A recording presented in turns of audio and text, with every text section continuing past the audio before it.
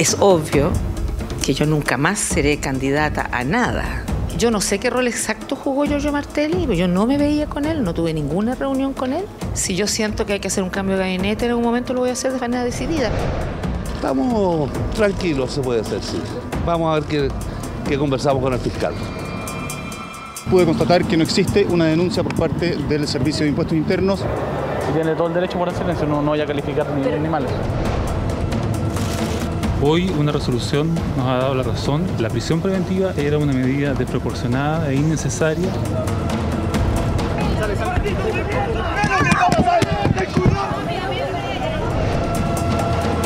Todas las reformas se nos pueden ir al tacho si no enfrentamos adecuadamente el tema de la corrupción. Se han cometido hechos indebidos, prácticas tributarias impropias.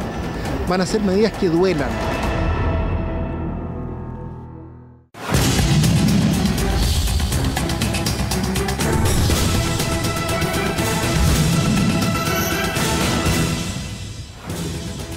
¿Cómo están? Muy buenas noches. Bienvenidos a Ciudadanos, el debate que abre la semana aquí en CNN Chile, después de días, como ustedes veían en ese breve resumen, repletos de actividad. Y eso que ni siquiera empezamos a hablar de la emergencia provocada por el volcán Calbuco en el sur. Pero en el ámbito político han sido días de desayunos, de mea culpas en la moneda, de declaraciones ante la Fiscalía por distintos aspectos relacionados al caso SQM, de la libertad de los Carlos. Claro que sí, ambos.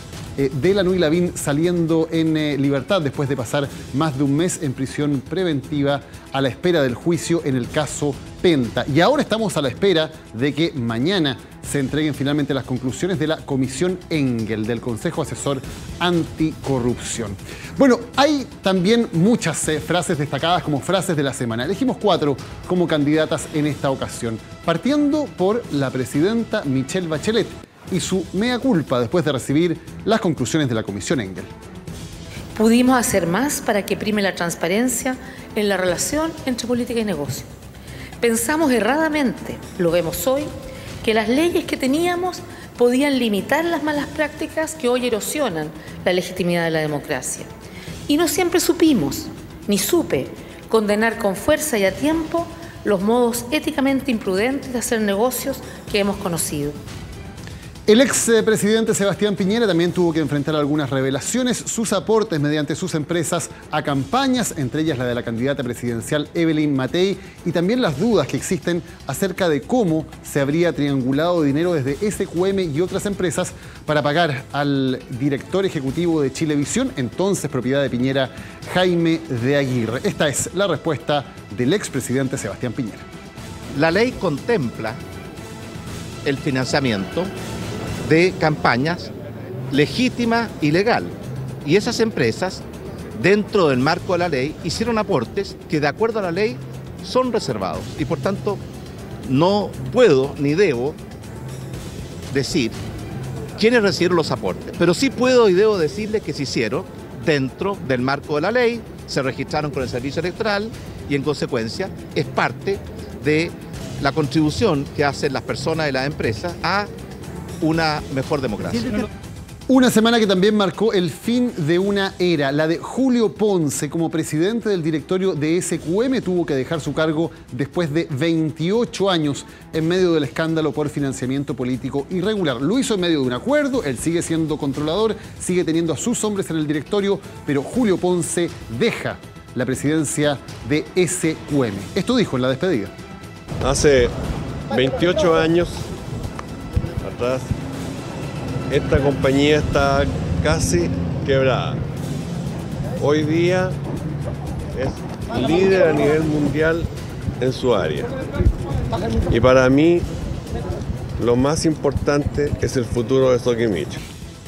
Y fue también la semana de la disputa abierta dentro de la nueva mayoría. Algunos la catalogaron como una disputa entre la nueva mayoría y la vieja concertación. Al menos eso es lo que decía el presidente del PPD, quien incluso ocupó una fórmula cinematográfica recordando una película.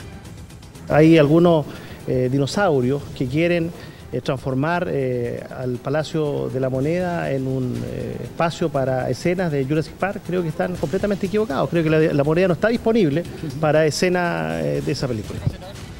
Bachelet Piñera, Ponce y el Jurassic Park del presidente del PPD son los 4 candidatos a frase de la semana. Ustedes, como siempre, determinan quién es el ganador, pero también recogemos las opiniones de nuestros panelistas, quienes nos acompañan ya aquí en el estudio. Laura Albornoz, Hernán Larraín, Felipe Morandé, Alberto Mayol. Muchas gracias por estar hoy con nosotros. Hola. ¿Qué tal? Felipe, partamos contigo. ¿Cuál es la frase de la semana? Bueno, yo, al igual que la vez anterior, me voy a quedar con la frase del senador Quintana. Es jocosa, pero revela algo muy profundo, que es la disputa que hay dentro de la coalición de gobierno entre quienes tienen una visión más moderada, que él llama dinosaurio, y quienes tienen una visión más extrema respecto de reformas que van a tener impacto en nuestra sociedad por muchos años. Calificarlos de dinosaurio, por supuesto, es casi una insolencia, pero por otro lado revela ese mismo espíritu que él tenía cuando inventó el término de la retroexcavadora del modelo. Un poco va en la misma dirección. Así que por las connotaciones de humor y por la profundidad de lo que significa, voto por el senador Quintana. Lo que me parece más interesante de todo es que, en mi opinión al menos, no sé qué pensarán los demás, la frase que termina siendo la menos relevante e impactante es la de la presidenta Bachelet, que a mi juicio me parece que en su momento generó cierto impacto, pero si uno piensa la explicación que tiene que dar Sebastián Piñera y la posibilidad, el riesgo que se enfrenta hoy día Sebastián Piñera, que no solo es un expresidente, sino que es un candidato con fuertes posibilidades para la siguiente elección. La explicación que da, que además es la típica explicación muy mala en política, que abre flancos. Sebastián Piñera señala algo que es impreciso de acuerdo a la ley. Él dice que él no puede revelar los nombres de los gastos, de los aportes reservados. Él no tiene que saber los aportes reservados. Ese es uno de los fundamentos de la legislación vigente. Que los candidatos no saben. Son los que él entregó. Sí, pero él también está siendo acusado de gastos que llegan a él. O sea, también hay un tema de que está siendo financiado por las empresas correspondientes. Por tanto, ahí hay una temática que es interesante, pero él está en una situación muy complicada y puede quedar fuera en este escenario. La frase de Quintana, a mi juicio, ya es algo que ya es un tema ya bastante estructural, esta disputa entre la concertación y la nueva mayoría. Yo escribí un libro al respecto, la verdad es que no me parece que ya es un asunto que ya no tiene solución. Y en ese sentido, me parece que lo más interesante es ver la frase de Julio Ponce Lerú. Creo que la frase de Julio Ponce Lerú es muy parecida a la frase de Carlos Alberto Delano cuando llega a reivindicar su labor en la empresa y dice: esta es una máquina para producir empleo. Es el mismo tipo de frase y seguramente revela la dificultad del momento y el esfuerzo simbólico por una salida ante una derrota que parece inminente. ¿Laura? Pucha, Mayor analizó toda la frase, entonces quedamos fritos. Puede estar en desacuerdo. Pero no, siempre lo haces muy bien.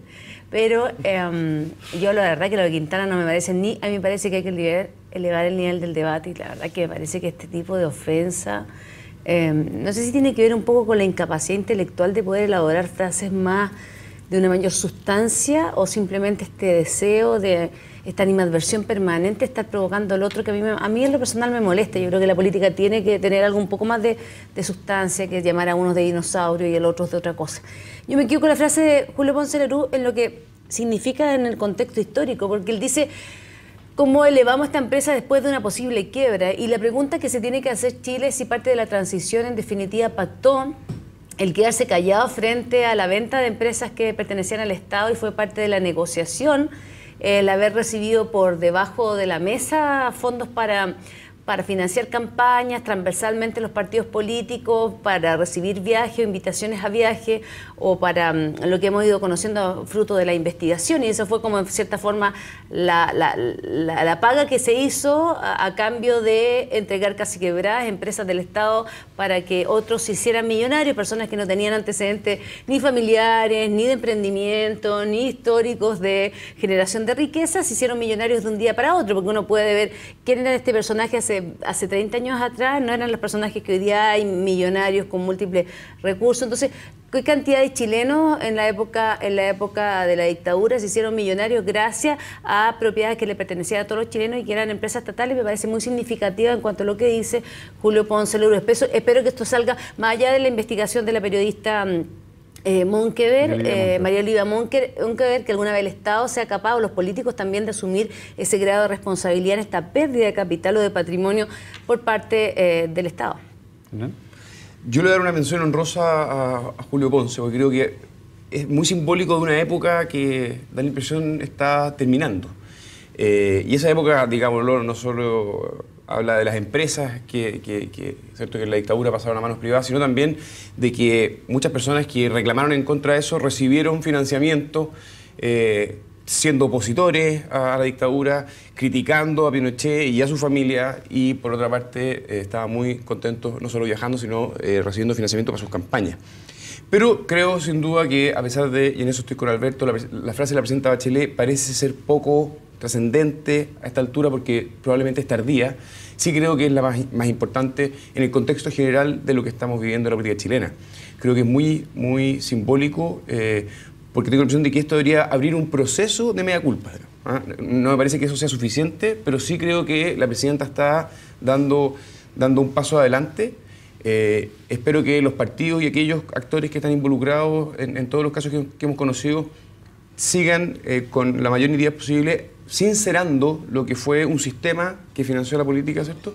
Y que luego pasemos a conocer las medidas que va a entregar el Consejo y que no una cosa no nuble a la otra. Quedémonos en ese tema para luego pasar a los otros. Lo de la presidenta Bachelet, se había hablado mucho de la posibilidad de un mea culpa, de la posibilidad de que hiciera un reconocimiento o una condena, en términos más claros, del negocio de su hijo.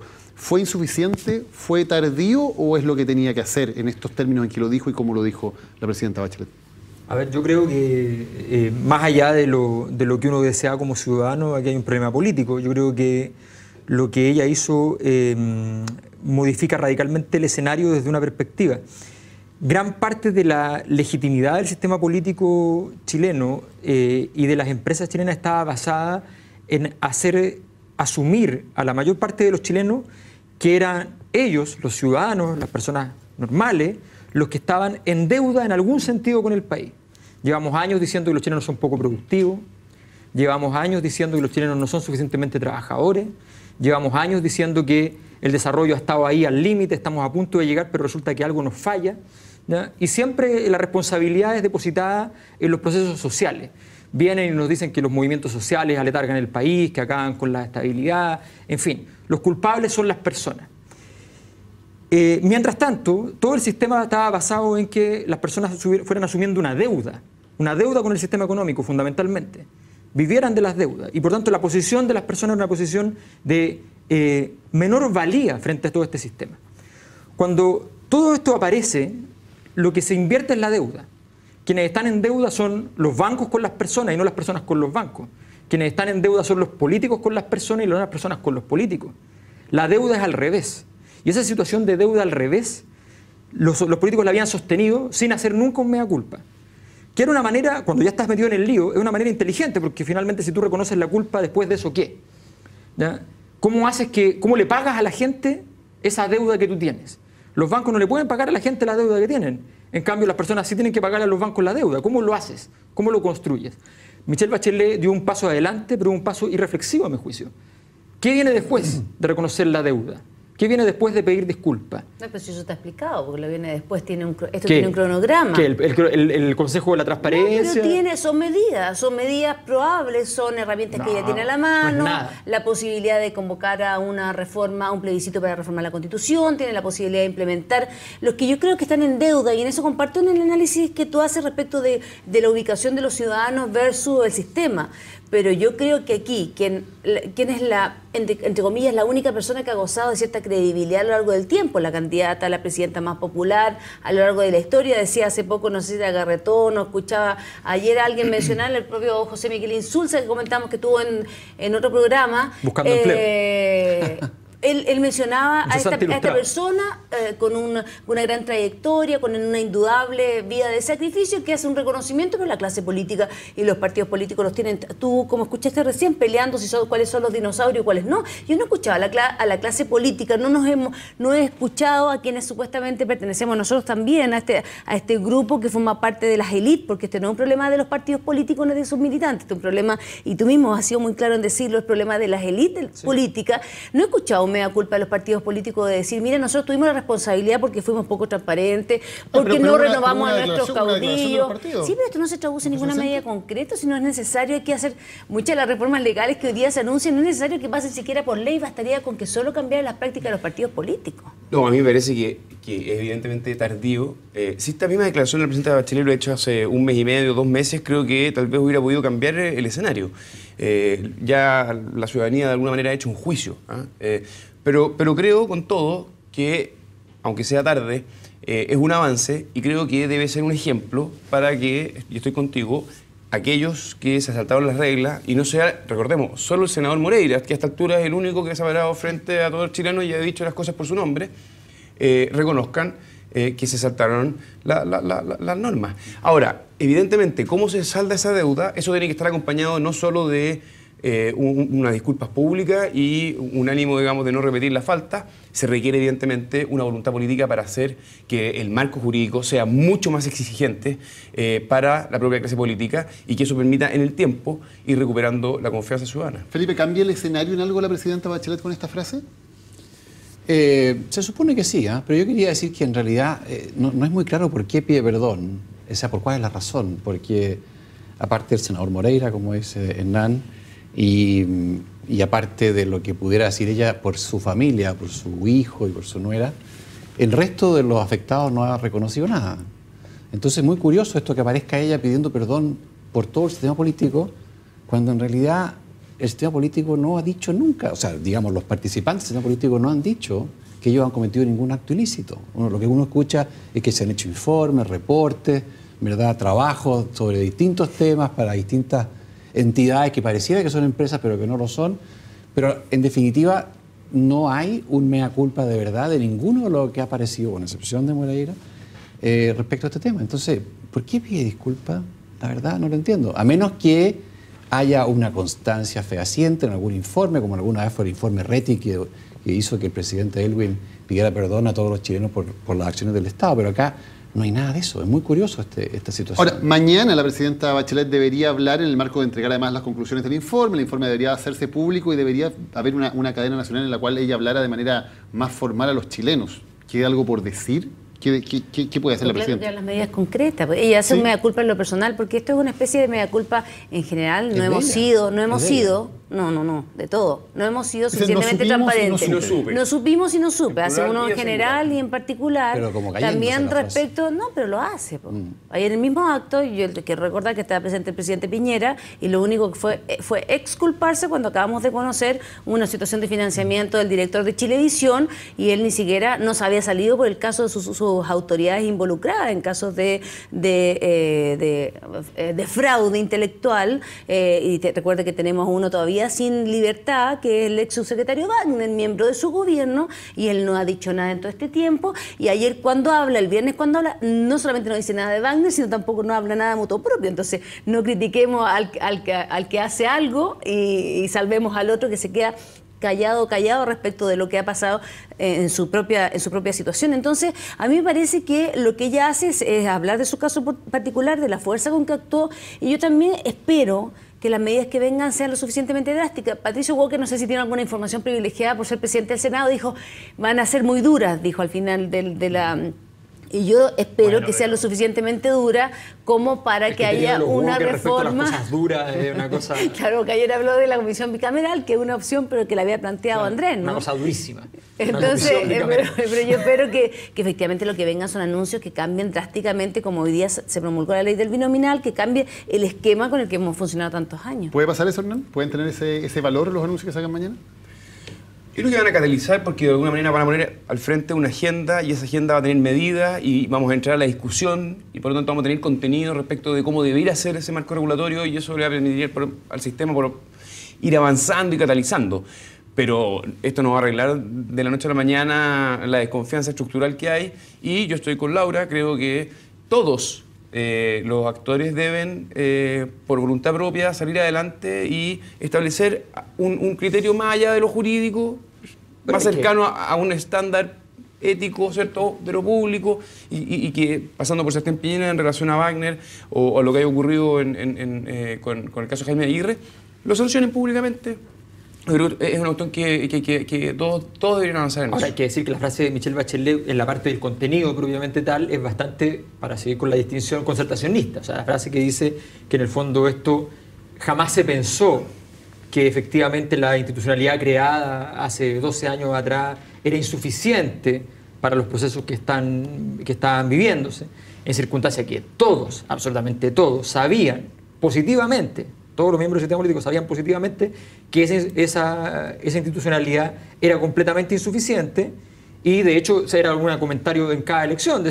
Alguien decía, oye, pero ¿cómo va a ser posible que salgan estas cifras si lo que se ve en la calle es otra cosa? Entonces todos decían, es que resulta que el CERVEL no tiene plata para fiscalizar y no puede fiscalizar el terreno. Entonces resulta que no sabemos realmente cuánta plata se mueve. O sea, era evidente que había un problema de institucionalidad y simplemente a nadie le importó mientras no fue un tema agudo, crítico a nivel del sistema político. Hoy día, en medio de la ceguera de una élite que no se dio cuenta de que apareció este problema hace rato y que podía estallar por acá, resulta que hoy día dicen, bueno, pero esto no nos dimos cuenta que esto nos pasó por encima. Es una tesis profundamente concertacionista que yo creo que no ayuda en nada a este reconocimiento, porque es un reconocimiento muy blando, como yo me equivoqué personalmente, nosotros nos equivocamos en no dar un espacio, digamos, a una autocrítica. Esto es bastante más grave que una autocrítica, en ese sentido. Ahora, una de las cosas que me gustaría es haber tenido el documento de la Comisión Engel en mis manos para poder saber qué es lo que sugieren, y que no esté mediado por la presidenta. Espero yo que la presidenta mañana entregue el documento junto con sus propuestas, pero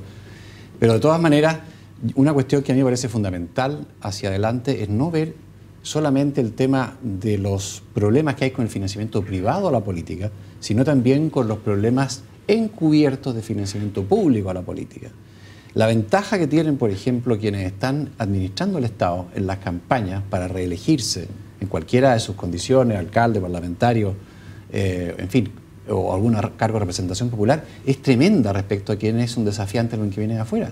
Tiene una asignación, por ejemplo, cada diputado, cada senador, para gastar en su distrito, en su circunscripción, para, en el fondo, hacerse simpático popular dentro de sus eventuales votantes. En cambio, uno que viene de afuera no tiene esa ventaja, no tiene acceso a esos fondos de ninguna manera, tiene que recurrir al sector privado o a su propio bolsillo, y eso hoy día aparentemente va a ser muy limitado. Entonces yo espero que dentro de las medidas que proponga la presidenta venga un capítulo importante de regulación del financiamiento público encubierto a la política. Ahora, tuvimos también muchas novedades en torno al caso SQM, con declaraciones ante la Fiscalía. Fue Jaime de Aguirre, director ejecutivo de Chilevisión. Se le pagó a él, a su sociedad, y le emitió boletas a SQM, Aguas Andinas y otras empresas. No queda claro por qué algo que supuestamente era un bono por desempeño de Chilevisión se termina pagando con plata de otras empresas. Esto es la época en que Sebastián Piñera era el dueño de Chilevisión. También fue a declarar uno de los hijos del nuevo presidente de la Democracia Cristiana, el senador Pizarro, quien dijo que no iba a declarar porque no había una querella en contra de él de impuestos internos. Son dos aristas bien importantes. Quiero partir por lo de Chilevisión y lo de Piñera. Hernán, ¿qué te parecen las explicaciones que han aparecido? ¿Qué te parece ese escenario de lo que ocurrió allí? Lo primero, una observación más general. Cuando se dice de todo lo que está ocurriendo, de que las instituciones no funcionan, creo que lo que está ocurriendo es que están funcionando y están investigando, y los actores hoy día tienen que ir a declarar, aunque guarden el derecho al silencio, y tienen que estar dando explicaciones. No me cuadra lo de Jaime Aguirre y que hayan empresas, digamos, como Agua Andina, que es una empresa regulada, que esté pagándole un bono, si es que esa es la tesis que es correcta. Por lo tanto, espero que en este caso, como en todos los demás, la justicia haga su pega y se sancionen en el evento en que hayan delitos. Eso es corta, porque aquí eventualmente harían problemas tributarios, ¿cierto? ¿Por qué se hizo de esta manera? Es lo que no queda claro. No hay explicaciones muy precisas. ¿Laura? No, y también habría en algunas circunstancias apropiación indebida, que hay varias alternativas de posibles ilícitos, pero como no sabemos, no es bueno prejuzgar, porque ya hemos estado en este juego de suponer, y yo creo que es innecesario. Ahora, lo que tiene razón Hernán es que, en definitiva, el solo hecho que las personas tengan que ir a declarar y por último se reserven el derecho a mantener silencio, ya es un hecho en sí mismo, porque significa, y eso hay que fortalecerlo, y eso hay que apoyarlo, y eso hay que propiciar. Por eso que en definitiva el que cómo se comporte el Servicio de Impuesto Interno o cualquier otra institución, uno tiene que tener un especial ojo para ver que se comporten de la forma que efectivamente uno esperaría, que siempre actuando con la máxima celeridad y la máxima acuciosidad. ¿Está bien la palabra? Sí. Acuciosos para poder investigar. Yo también soy de la idea que creo que es necesario explicar lo de Chilevisión. Tú hiciste una investigación bien profunda al respecto, que ayer fue citado por además la competencia. Fue publicada en CIPER, y yo creo que eso es lo que se espera, y también del periodismo, porque en toda esta polémica ha habido mucho respecto de si, me lo decía ayer el otro día Beatriz Sánchez, si los periodistas están abusando o no, y ella tenía una opinión, y yo me parece que ese tipo de investigación es necesaria, no te estoy haciendo la pata, tiene que ver con que es necesario investigar para poder tener datos que en definitiva vayan abriendo esta transparencia necesaria ante la ciudadanía, porque cuando Felipe decía ¿por qué antes no se hizo? O cuando lo decía Alberto, es que mucha gente podía suponer que había algo turbio, podía suponer que había mucho dinero en la calle, pero no tenía las pruebas, que es lo que existía ahora. Porque lo que aparecía ahora son boletas, son documentos, son filtraciones si tú quieres, pero hay una cierta certeza y tenemos un Ministerio Público que además ha actuado. Entonces yo creo que ahí es un momento distinto al que teníamos en el pasado. Un momento que ayer recordaba también se dio a propósito del caso Mofgate. Yo no me acordaba que habían sido tantas personas, 131 personas condenadas a propósito de esa investigación. No todas eran de la figuración pública, pero uno desearía que en definitiva se actuara sin impunidad, y para no manear la frase el caiga quien caiga, sí que se aplique, que la justicia siga funcionando y tenga que ir a declarar los que correspondan. A mí respecto al caso de Jaime Aguirre, la verdad que siento que está muy en verde, no me encuentro totalmente informada, porque claro, tú dices acá empresa regulada, está SQM, no se sabe bien si acá lo que hubo fue el intento de tener mayor liquidez de Chilevisión y se sacó dinero para pagarle los bonos por otra vía utilizando plata de campaña, que es lo que firmó ayer Matías del Río. No lo tengo claro todavía, pero a mí me parece que es una fortaleza en esta oportunidad que las instituciones estén funcionando y estemos viendo a la gente yendo a declarar. Alberto. Mira, en la medicina renacentista decían que el cuerpo enfermo solo mantiene sano aquellos órganos que lo enferman más. Hoy día el órgano que enferma a todo el sistema político es la justicia, y es el que está más sano.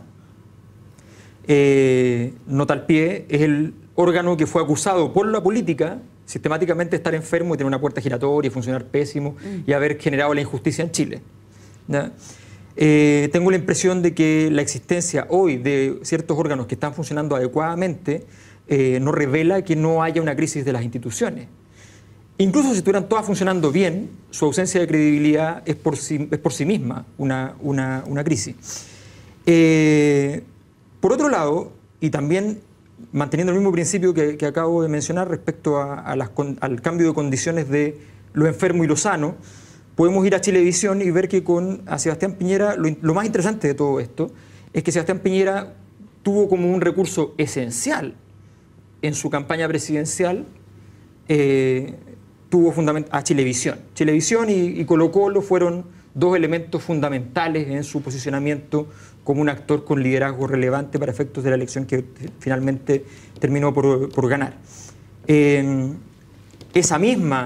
Ese mismo recurso que le dio parte importante de su vida política, hoy día es un recurso que está significando su agonía, su crisis.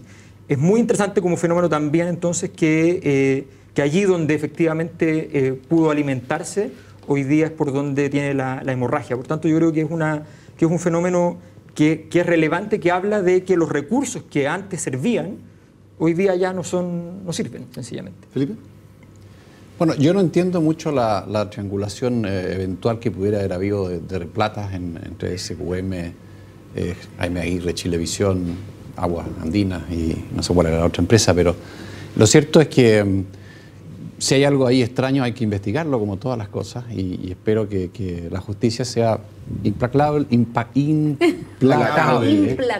En este caso como en cualquier otro donde haya habido ilegalidades, ¿no?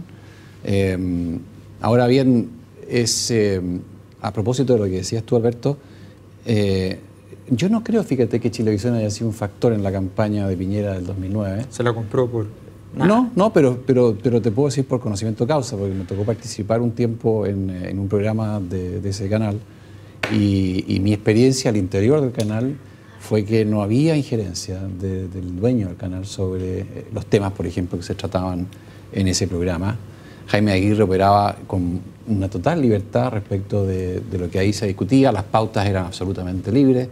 Entonces, yo en la evidencia que tengo de haber participado en ese programa, Tolerancia Cero, no encuentro que se haya usado. Además, las mediciones que se hacían en aquella época de los minutos dedicados a cada candidato y del enfoque en general del noticiario, que además lo leía Guillé, no sé, hoy día senador de la nueva mayoría, nunca fueron objeto de alguna crítica en el sentido que fueran teñidos hacia el lado Piñera. Yo creo que más bien el expresidente tenía ese canal porque vio una buena oportunidad de negocio. Lo compró barato, lo reformuló, hizo una reingeniería de costos, le hizo subir el rating enormemente y lo vendió a un precio que era 4 veces mayor al que lo pagó. Entonces hay que verlo también en esa lógica. Un factor importante es que lo vendió siendo presidente, y comprarle un canal a un presidente no deja de ser relevante. Se vendió a casi 3 veces el precio de Canal 13, que es un canal bastante más grande. Pero ganaba plata, a diferencia del 13. Ganaba $1 millón, $2 millones al año. Tampoco era un negocio así de esos para pagar 140 millones de dólares. Quien lo compró fue Time Warner, que no es una empresa que se va a dejar embaucar por nadie. Entonces, vamos a la pausa, ya volvemos con más. Esto es Ciudadanos aquí en CNN Chile. Estamos de vuelta en Ciudadanos de CNN Chile. Antes de la pausa alcanzamos a hablar de uno de los temas relacionados con SQM, las platas para el director ejecutivo de Chilevisión, Jaime de Aguirre. Otro de los temas relacionados son las platas para la empresa de los hijos del senador Pizarro. Uno de ellos fue a declarar ante la Fiscalía, pero no declaró. Dijo que no había una querella de impuestos internos en su contra y que por lo tanto él se reservaba el derecho a guardar silencio. ¿Qué implicancias ves, Alberto, en lo que está pasando con estos contratos relacionados a la familia del senador Pizarro? Es complicada desde el punto de vista del partido mismo lo que pasó con el hijo del senador Pizarro, presidente del Partido Demócrata Cristiano, porque primero porque su argumento de por qué no declara, porque no hay no es el Servicio de Impuestos Internos el que está poniendo encima de la mesa los antecedentes, en circunstancias que su padre preside un partido de gobierno, y es el gobierno el que puede presionar en el Servicio de Impuestos Internos para tales efectos. Evidentemente es una razón que lo único que hace es empañar más el escenario. Yo creo que hay personajes que tienen que operar más allá de la vía judicial hoy día. Es el caso de quienes están involucrados activamente en el escenario político. La denuncia contra él es una denuncia no contra él, sino que fundamentalmente contra su padre, al ser y por tanto él tenía que dar una declaración para poder separar las aguas o juntarlas, según el caso, como él pretende. Por tanto, me parece que la multiplicación de la estrategia Jovino-Novoa solo enrarece el caso. La conducta anterior de los imputados era una conducta bastante más abierta.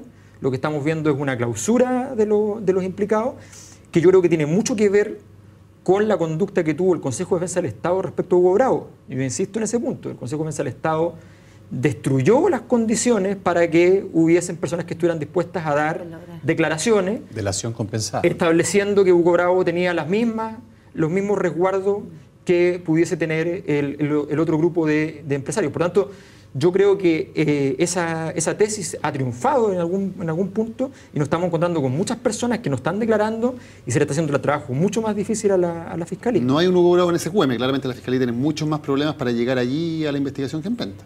Por supuesto, de hecho con Penta fue muy rápido y con una cantidad de antecedentes infinito. Es que hubo colaboración. Hubo colaboración. Hoy no es el caso. Hoy no es el caso. Sí, no, yo tengo la impresión de que, y el análisis más político, es que la democracia cristiana hoy día tiene un problema, digamos, al tener a Jorge Pizarro como su presidente. Y creo que eso es un actor débil, que está abierto a que, dado que su familia está involucrado, él tiene que conducir en parte esta crisis como un partido importante dentro de una nueva mayoría. Pensemos que asume y el primer vicepresidente, el diputado Fachaín, se baja porque le parece impresentable y políticamente una mala idea. Imagínate que usted indica que es impresentable. Por lo tanto, yo creo que está siendo muy temerario Jorge Pizarro. No cabe duda que cuenta con el beneplácito del bacheletismo, pero tribunales puede dejarlo en una situación muy, muy compleja. Laura, ¿se complica la situación del senador Pizarro con lo que hace su hijo al no querer declarar o no entregar los antecedentes a la Fiscalía? A ver, él le ha entregado explicaciones. Lo ha hecho el senador Pizarro y también los hijos cuando salió de la declaración. Yo, en general, Y esto tiene que ver más que nada con una como de formación profesional. Uno siempre le enseña a los alumnos que uno se debe proteger por las leyes, no temerle a las leyes. Entonces uno debiese colaborar siempre que no haya nada que ocultar, digamos. Y si bien es cierto, yo me compré la tesis de Hugo Bravo y de esta especie de como de pérdida de poder que tiene el poder ayudar y colaborar con la investigación, atendido al tratamiento igual que se le dio respecto del otro formalizado. Yo siento que es una práctica que no le hace bien a la investigación y de la cual además uno no se puede jactar luego de salido del tribunal. Uno puede salir jactando y diciéndose, mira, no quise hablar y es un derecho. Si es cierto, es un derecho, uno esperaría otra actitud. Yo creo que eso sí le perjudica a Jorge, yo creo que sí le ha perjudicado a la democracia cristiana.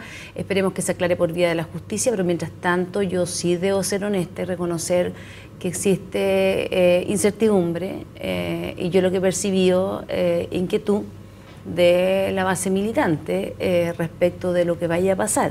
O sea, uno espera que efectivamente en la investigación todo resulte aclarado, él ha entregado explicaciones, no sé si esas explicaciones son suficientemente plausibles o creíbles para el Ministerio Público, la de sus hijos. Recuerden que no es el Jorge Pizarro el que sale involucrado, sino la empresa de sus hijos hasta que no se pruebe lo contrario, pero de todas maneras genera una incertidumbre en la base militante que yo siento que es inmerecida.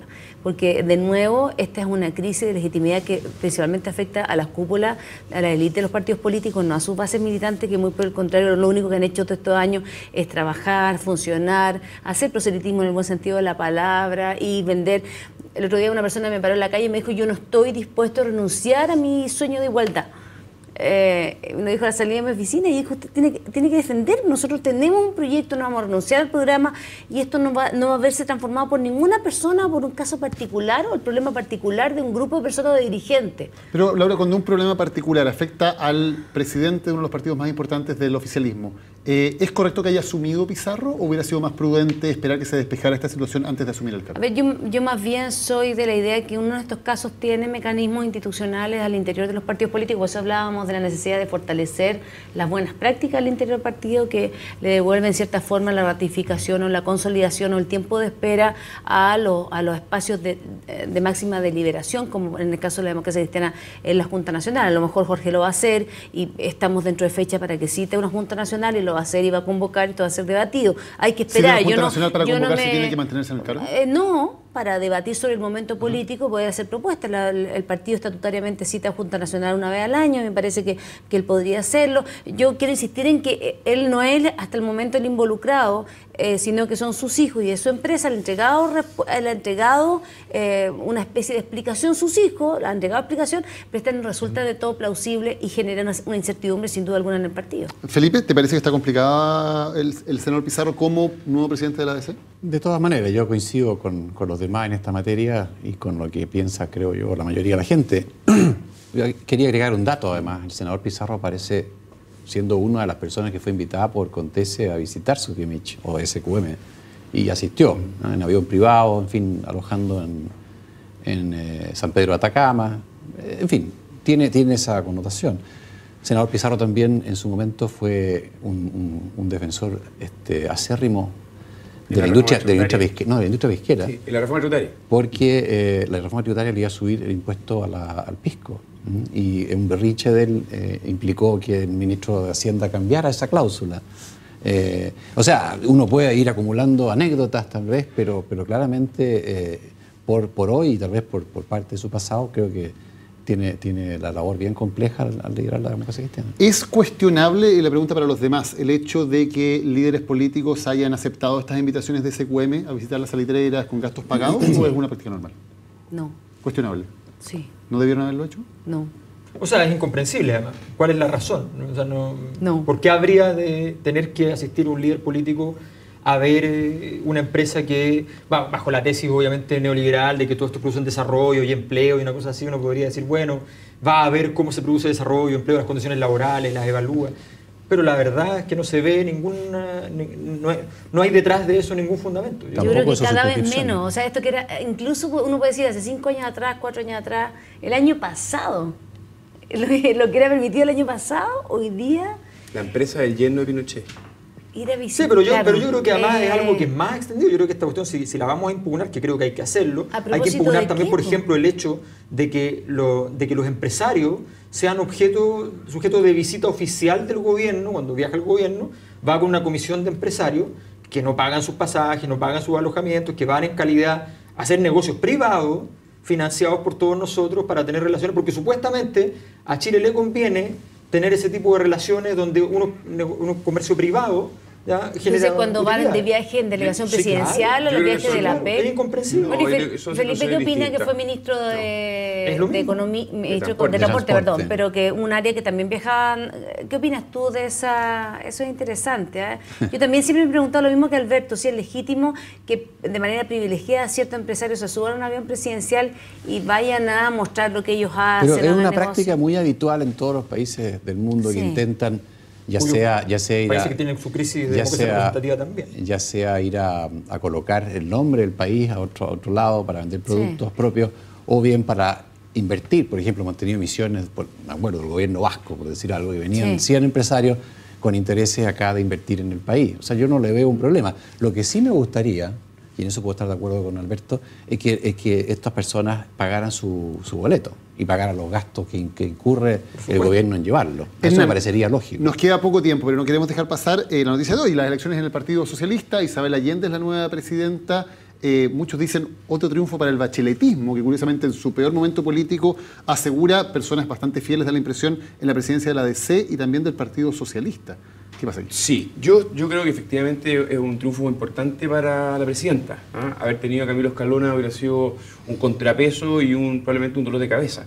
El otro que debe estar respirando también debe ser el ministro Peñalillo, que tengo la impresión de que con el orden al interior del PS y una Isabel Allende... ¿Tú crees que antes no respiraba? No con total tranquilidad. Creo que en la entrevista que da en el Mercurio se juega todas sus fichas a que se daba el escenario de Isabel Allende, y creo en ese sentido que es un ganador de este fin de semana al menos, porque da la impresión, junto con abrir mañana la presidenta la cadena respecto de las medidas, un cambio de gabinete da la impresión algo que está arriba de la agenda. Y esto le ordena bastante a la presidenta la posibilidad de ordenar en la lógica de la nueva mayoría, más que de la concertación, un cambio de gabinete. Tú dices que Insulza ya se fue a Estados Unidos. Mi impresión es que hoy día la presidenta tiene bastante más espacio para poder tomar las decisiones ella y no tener que entrar a negociar con actores fuertes como un Camilo Escalona hubiera sido en la presidencia del PS. Yo no soy para nada experto en la interna de los partidos, no me parece algo particularmente interesante, pero por lo poco que entiendo, primero entiendo que este es un triunfo, una derrota más de Escalona que un triunfo de Isabel Allende. Lo primero es entender que el dueño de la máquina del PS era Camilo Escalona y hoy sabemos que dejó de serlo. Probablemente dejó de serlo hace rato, pero él podía seguir blufeando con eso. Y en segundo lugar, creo que aquí hay un gato encerrado que a mí me resulta inexplicable, básicamente porque con lo poco que sé, lo que había escuchado de gente vinculada a la candidatura de Isabel Allende es que iba a estar muy estrecho y que incluso podían perder. Y frente a esa situación, me imagino que la estrepitosa derrota de Escalona revela que hay alguna clase de situación al interior del partido que podría ser efectivamente la irrupción de las masas y las bases que llegan encolerizadas. O que efectivamente la cabeza de Escalona fue entregada por alguien. Y me pregunto si acaso hay un espacio en el nuevo gabinete para personas importantes que estaban con Escalona y que quizás lo dejaron... Chilling, dices tú. Estoy pensando más que nada en el actual presidente del partido. Veo que no te parece tan interesante el análisis de los partidos. No, me parece tan interesante. Me parece muy poco. Por suerte. Me parece que la historia pasa cada vez menos por ahí. Pero si uno se va a meter en el asunto, yo creo que Andrade, si vemos que mañana Andrade aparece en alguna cosa interesante vinculado al bacheletismo, habrá que sumar. Mira tú, esto no se me había ocurrido. Tanta maldad no lo había pensado. Yo no lo había pensado. ¿Y en qué bandeja fue entregada la cabeza de Escalona? No sé, pero no era muy cara. No era muy cara. ¿Se afirma Peñalillo como ministro del Interior, Laura, con estos yo creo, políticos? A diferencia de muchos que, en definitiva, todos los ministros son fusibles, pueden ser cambiados en cualquier momento si cometen un error o si es necesario que salga. Pero me parece a mí que él, sin duda alguna, es un colaborador que mi percepción es que ha intentado hacer un esfuerzo por hacer un recambio. Cuando ayer uno ve en las entrevistas o en el fin de semana grandes páginas en los periódicos de antiguos dirigentes que llevan años en los mismos lugares, dando las mismas entrevistas, sentados en los mismos sillones, o cuando uno escucha a los mismos entrevistados de nuevo en programas políticos, la verdad que son tratados de don José Miguel o señor secretario general, con tanto respeto, no, pero con tanto cuidado, porque al contrario Censu, cuando invitan a los dirigentes estudiantiles, perdón, a los diputados, a Gabriel Boric no vi igual tratamiento, y a la diputada Vallejo tampoco he visto igual comportamiento de algunos periodistas. Entonces a mí me sorprende cuando son tratados con tanta cortesía por los señores.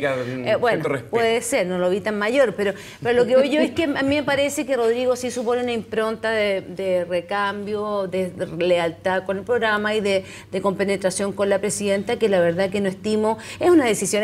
Mira, entrar a lucubrar, a mí me parece que no es necesario, por decirlo así, ya que estamos hablando de cabezas en bandeja, que ruede su cabeza por la guillotina, no necesariamente podría uno hacer otra, pero todo esto no sirve de nada, si además es una decisión de ella, ¿para qué estamos hablando de esta decisión de ella? Pero eso no implica que nosotros no podamos comentar al respecto. No me lo imagino rodando por la guillotina para nada, yo creo que lo ha hecho. Sabes que en la moneda, desde la época de Santiago Piñera se compraron unas maquinitas que transcriben todas estas cosas y las analizan en detalle, por tanto algo les se puede servir tu asesoría. La pantalla de CNN está siempre encendida y en algunas oficinas. Felipe, ¿qué opinas? Yo quiero decir dos cosas. Una es que a mí me parece que el gobierno se la jugó muy fuerte en esta disputa dentro del Partido Socialista, y si votaron 25.000 en 20.000 militantes, la sorpresa de mayor participación tiene mucho que ver, especulo, con una intervención bien directa de la moneda para que saliera Isabel Allende. O sea, ¿como movilizar el aparato público? Y eso sí, por ejemplo hay un mensaje ahí a los militantes socialistas que trabajan en el aparato público, de que aquí está en cierta forma en juego su pega. Y el proyecto. Pero eso es una literalmente. Es una especulación. Es una especulación. Es una especulación. Pero uno cuando hace los números, fíjate, encuentra que esos 5.000 militantes adicionales que votaron hacen la diferencia de votación entre Escalona y Isabel Allende. Así que habría que estudiar por lo menos la idea. Por eso la idea del reempadronamiento que se ha propuesto respecto de quitar estos padrones abultados resulta interesante. A mí me parece interesante poder mirar por qué en un partido de ciento y tanto, y hablo del mío, terminan votando 20.000 personas con suerte, y esto después de varios, ¿cómo se llama esta cosa? De bombines, de bombina, para que influya un poco. Vamos a tener noticias de eso mañana. Claro, eso es interesante. Para que haya financiamiento de partidos tiene que haber un padrón transparente. Porque tiene que haber algo que sea un poquito más real respecto por supuesto, de la está la Contraloría encima. Lo otro que quería decir es que, no obstante la juventud relativa de Peñailillo, eso no significa que si lo pregunto a mi hijo, él es un viejo. Sí, relativa. Oye, pero siempre es relativa. Pero de todas maneras, eso no le exime de rendir cuenta por su actividad. Indudablemente, entonces, pero si el tipo lo está haciendo mal, puede salir perfectamente.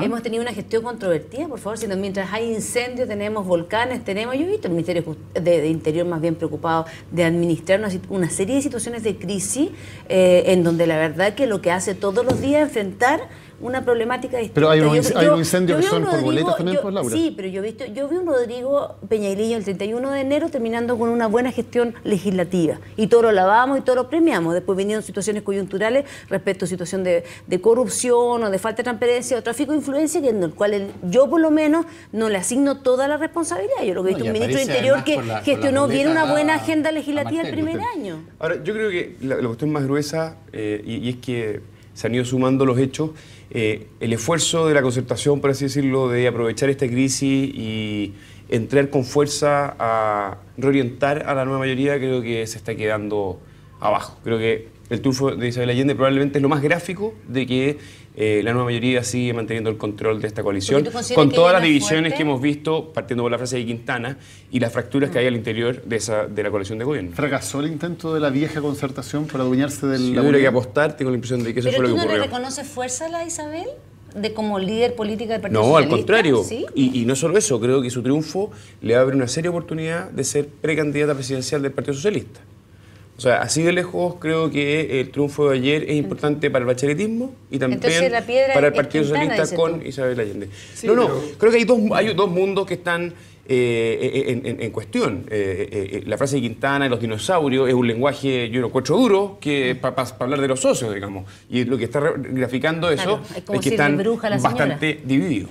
Sí, pero yo creo que hay que tener en cuenta que, por eso insistí mucho en que esta es una derrota de Escalona más que un triunfo de Isabel Allende, en el sentido de que el triunfo existe, pero el triunfo del gobierno es una victoria que hoy día, al menos en principio, es una victoria a lo pirro. O sea, todo lo que tuvo que ocurrir para que esto se llegue al momento actual es, la verdad, bastante lamentable. Yo tengo la impresión de que puede ser que la nueva mayoría siga administrando el gobierno, pero el espíritu que está ya es el espíritu de la concertación. Si esto está en general en la confusión y en general los proyectos están bastante detenidos, pasamos del frenesí legislativo denunciado por Etzati a una total anemia legislativa, ¿ya? Y ahora de nuevo esas irregularidades hablan mal del gobierno. A propósito, fuiste a ver la película Caradima, ¿no? No, pero tengo que ir esta semana. Yo la vi. Yo también la vi. ¿La vieron? Sí. ¿Es buena? Se recomienda. ¿Es tu hermano? Es fuerte. Sí. No es de mi hermano.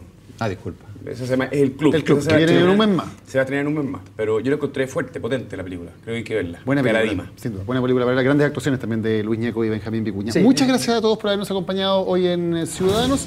Esta y no otra es la que ustedes eligieron como la frase de la semana. Nos vemos el próximo lunes.